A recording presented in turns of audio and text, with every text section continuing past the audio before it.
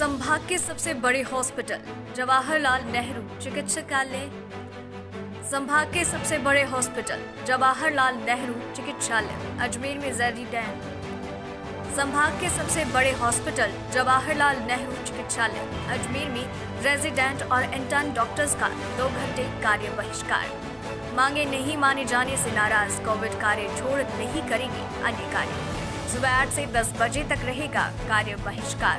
Intern doctor कर रहे हैं स्टाइपेंड बढ़ाने की मांग। 19 मई से पूर्ण बहिष्कार की चेतावनी दी गई। नवभारत समाचार अजमेर राजस्थान से कैलाश व्यास की रिपोर्ट। वर्तमान में जो मांगे हैं उससे सरकार को कोई इस समय हर साल जो करती आ रही है सरकार वो ही करना है। सरकार को कोई अतिरिक्त वित्तीय भार नहीं पड़ेगा, कोई अतिरिक्त कार्य नहीं करना। इसी महीने में ही सरकार को रेजिडेंट्स को एपीओ करके और उसके बाद में फिर वहाँ पे निदेशालय से उसके बाद में फिर ये जो 3 अतिरिक्त जो इंक्रीमेंट मिलते हैं वो देने होते हैं। वही मांगे अब हम ही कर रहे हैं। सरकार को देना है, कोई अतिरिक्त उन पर वित्तीय भार नहीं है। दूसरा ये है कि जब रेजिडेंट के पद रिक्त होते हैं, सीनियर रेजिडेंट के पद रिक्त होते हैं तो उस टाइम नए सीनियर रेजिडेंट लगाने होते हैं। तो हमारे जो फ्रेशर भाई हैं, जो फ्रेशर रेजिडेंट हैं, जो बिना सरकारी सेवा के सीधे ही पीजी में आते हैं, उनके लिए एसआरसी सीनियर रेजिडेंट के पद क्रिएट किए जाएं और उन्हें सीनियर रेजिडेंट का ही वेतन दिया जाए। ये हमारी मांगे हैं। कोई अतिरिक्त सरकार से कुछ नहीं मांग रहे, जो है वही मांग रहे हैं। दूसरा, हमारे जो इंटर्न भाई हैं, अक्टूबर में समझौता हो चुका है 7,000 से 17,000। 7,000 इनका स्टाइपेंड है, जो कि एक मिनिमम मजदूरी से भी कम है।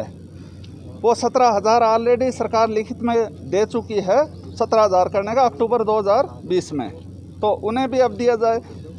यही हमारी मांगे हैं। Doctor Sukhvir, general secretary RD Ajmer.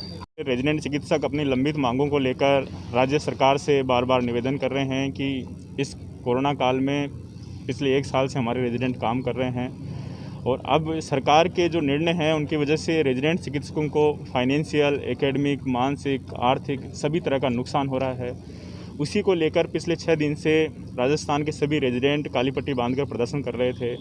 आज 2 घंटे का नॉन कोविड सेवाओं का कार्य बहिष्कार रखा गया है। हम सरकार से निवेदन करते हैं कि हमारी जो बेसिक मांगे हैं कि जैसे एग्ज़ाम समय पे करवाओ, उनके स्टाइपेंड में वृद्धि हो, हार्ड ड्यूटी अलाउंस मिले, क्वारंटाइन लीव मिलें, रेजिडेंट के परिवारों को वैक्सीनेशन में प्रायोरिटी मिले और जो भी इन सर्विस चिकित्सक हैं जिनके 3 साल पूरे हो चुके हैं उनको मेडिकल हेल्थ डिपार्टमेंट में ट्रांसफ़र किया जाए, जिससे उनके जो भी 6 इंक्रीमेंट रुके हुए हैं वो दिए जाएं। इन्हीं सब चीज़ों को लेकर हम सरकार से बार बार मिलने की कोशिश भी कर रहे हैं, लेकिन सरकार वर्तमान समय में रेजिडेंट चिकित्सकों को सुनना नहीं चाहती, आंख बंद करके बैठी हुई है।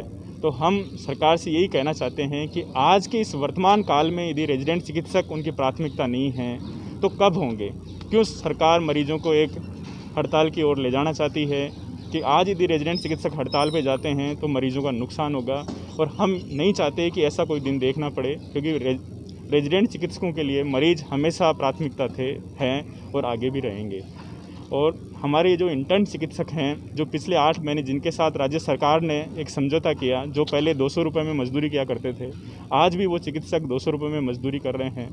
वो भूख हड़ताल पे थे। सरकार ने समझौता किया कि आपको 14,000 रुपये प्लस डीए देंगे।